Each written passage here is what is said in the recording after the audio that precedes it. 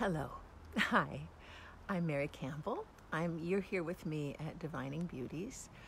This is my private Facebook page group where I gather women together to talk about bringing the liveliness and the spark of our life together. So I'm hoping you'll be listening every week I'm here. So this is Wednesday.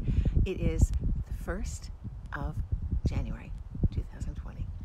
And I am outside in my backyard.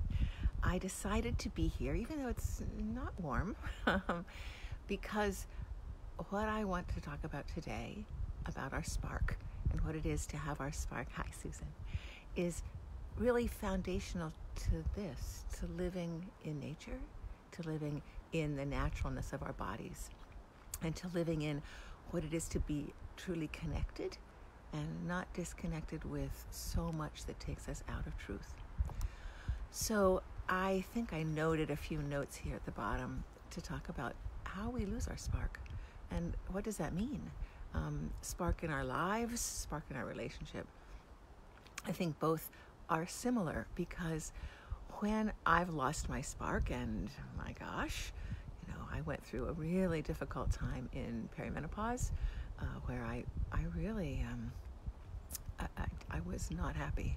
I was really struggling. Martine.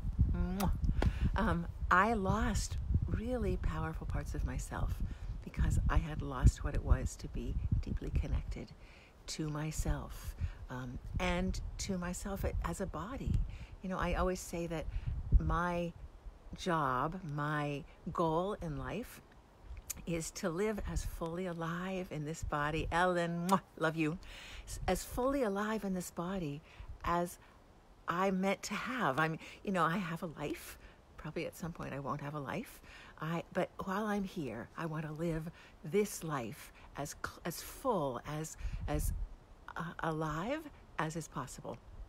And what happens is that we get taught all kinds of messages from very young that we have to be a certain way to be good enough, to be lovable enough, to be acceptable, that those are the things that we need to do. We need to shape ourselves into what the world wants.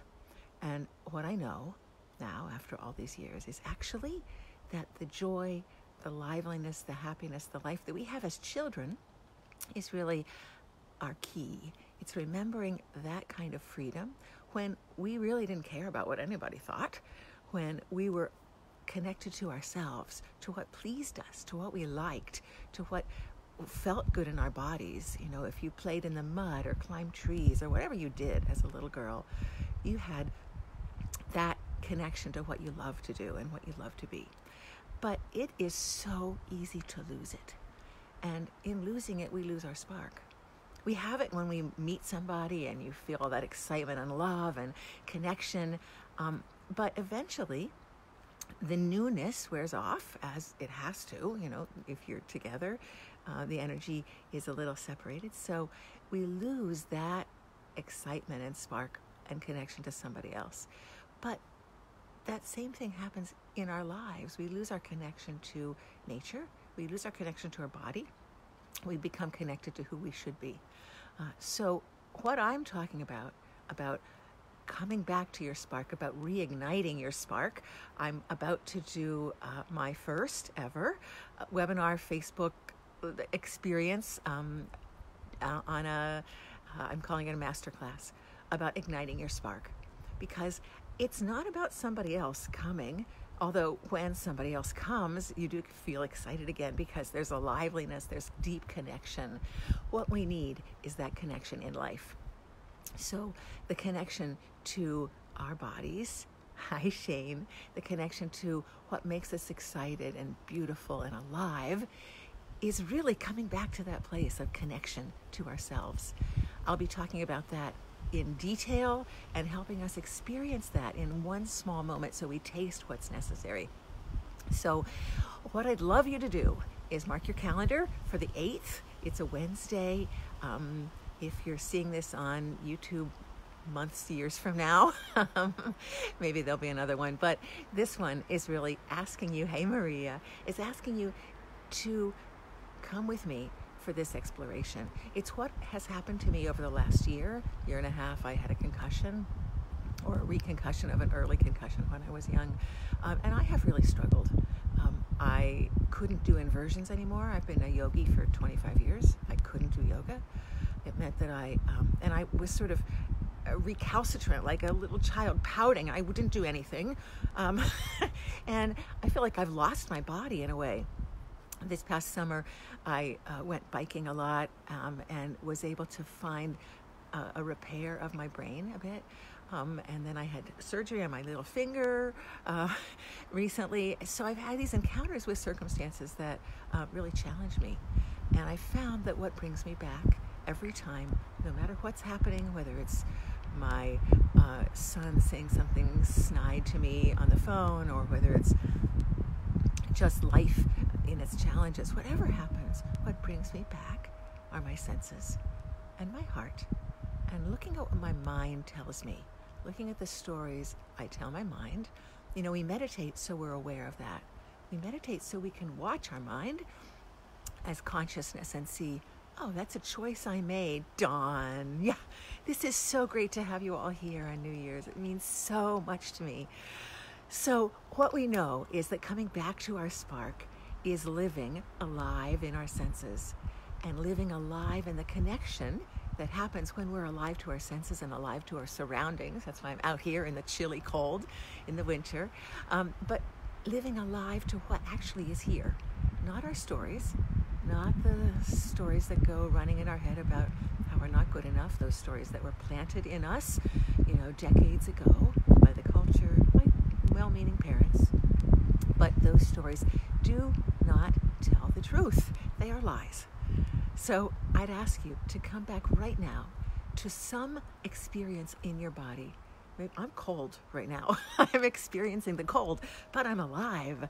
I'm experiencing a little bit of snow. My vision it's beautiful to see the brown and gray, and the sky is cloudy, but it's light and bright. Just the contrast is beautiful of the trees in their skeletal forms against that sky.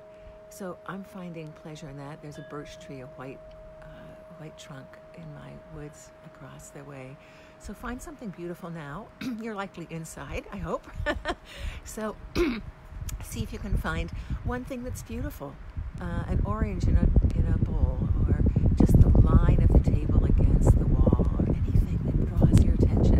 It might be the scent of your coffee. It might be the sound of the teapot heating up. It could be the smells around you. It could be anything, but come back to that. And what would it be to really feel that, to really sense it, to allow it to be more than just something you passingly notice, but to allow it, your body to actually take it in, to allow your mind to appreciate it, to notice it, to acknowledge it, and actually to have gratitude for what it is to live in a body alive on this day. So, Happy New Year, Happy New Decade, Happy New everything that's coming. I'm seeing so much possibility. I'm looking for this year to choose ease. To choose ease in my body, to choose ease in my thoughts, to choose ease in my heart. There is so much love and support here for us. So I invite you to choose that, to choose the joy. Would you leave a little note here if you feel brave to just say, this won't be on the video, this is just for us in this little group. So leave a note saying what it is that's bringing you joy right now. What it is that you can acknowledge that you're blessed by in this beautiful new year. I send you my love and my gratitude and appreciation for you participating here in this circle. I'm so grateful for it. Would you pass the word? I will be here every Wednesday, but next Wednesday I'll be here at noon and at 8 o'clock. I'll leave a link at the bottom so you can actually link over and join the master class so that you can be a part of that.